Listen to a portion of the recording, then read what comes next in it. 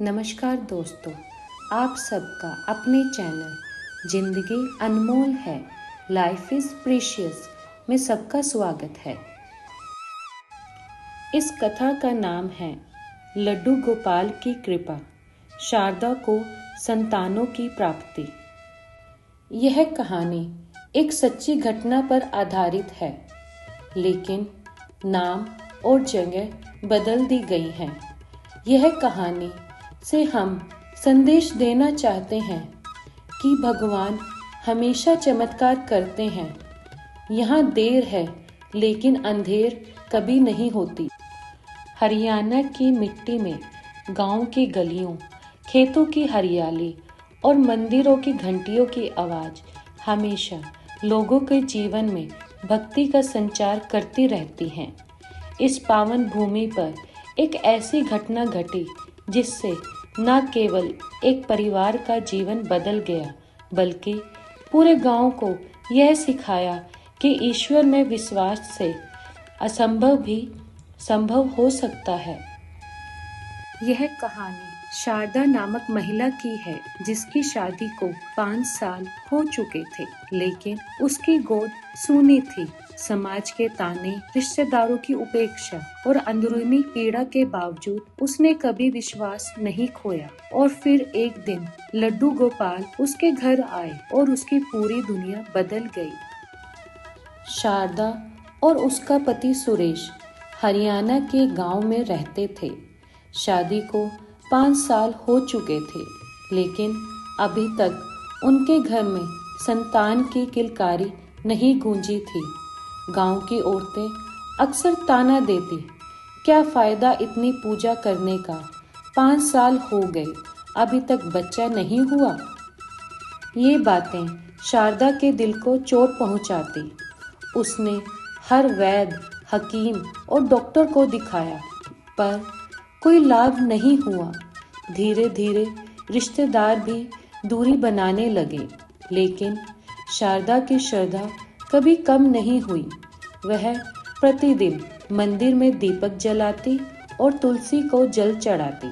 उसको विश्वास था कि भगवान अवश्य उसकी सुनेंगे। एक दिन गांव में एक संत आए। वे हर घर में जाकर भक्ति और आस्था का महत्व बता रहे थे।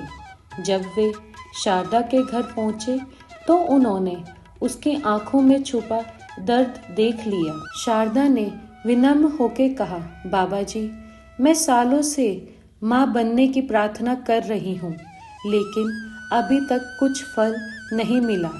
संत मुस्कुराए और अपने झोले से एक छोटी सी पीतल की लड्डू गोपाल की मूर्ति निकालकर उसके हाथों में रख दी और उन्होंने कहा, बेटी, ये गोपाल तुम्हारे घर की रक्षा करेंगे।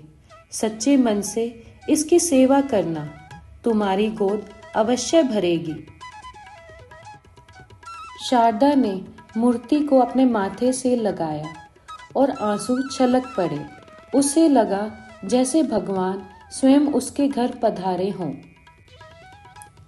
शारदा ने अपने घर में एक छोटी सी चौकी रखी और उस पर लड्डू गोपाल को विराजमान किया। उसने उन्हें पीले वस्त्र पहनाए, तिलक लगाया और तुलसी दल चढ़ाया। हर सुबह वह उन्हें दूध माखन का भोग लगाती, शाम को दीपक जलाती और भजन गाती। घर में कितने भी कमी क्यों ना हो, गोपाल की सेवा में कोई कमी न रहने देती। धीरे धीरे उसकी दिनचर्या पूरी तरह गोपाल की सेवा में बदल गई। उसके पति सुरेश भी उसकी भक्ति देखकर प्रभावित होने लगे। मंदिर में उसके साथ बैठकर भजन गाने लगे। कुछ महीनों बाद शारदा को अपनी तबीयत अलग सी महसूस होने लगी। डॉक्टर के पास जांच कराई तो पता चला कि वह गर्भवती है।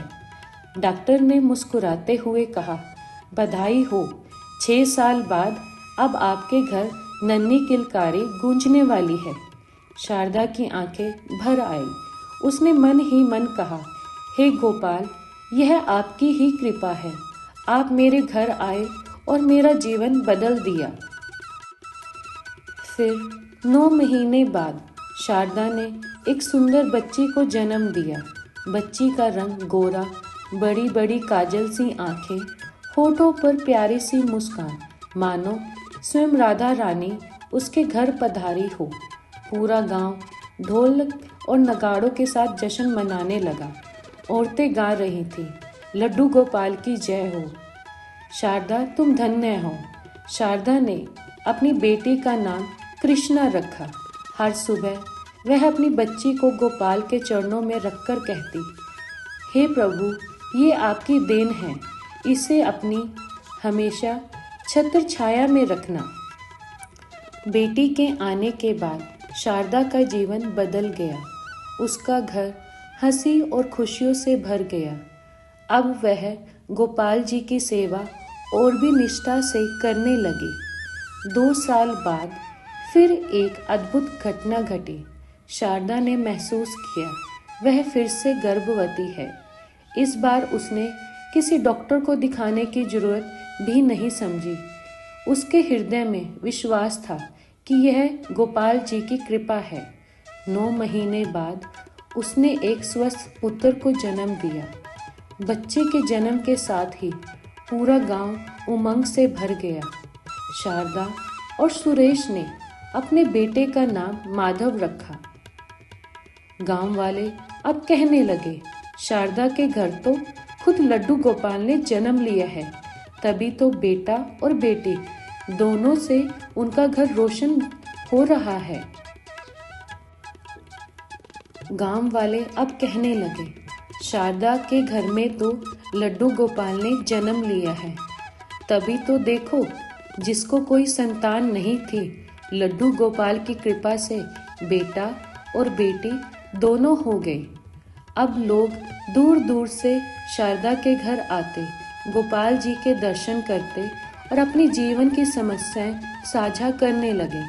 शारदा सबको यही कहती, अगर दिल से पुकारो तो भगवान जरूर सुनते हैं। इस कहानी से हमें यह सीख मिलती है कि भगवान की भक्ति में अपार शक्ति होती है।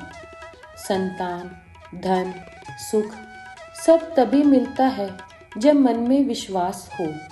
कभी हार नहीं माननी चाहिए। ईश्वर अपने समय पर चमत्कार करते हैं। भगवान को भव्य मंदिर या सोने चांदी की मूर्तियां नहीं चाहिए, उन्हें सिर्फ प्रेम और श्रद्धा चाहिए। अगर आपको यह कहानी पसंद आई है, please share, subscribe and like my channel. धन्यवाद।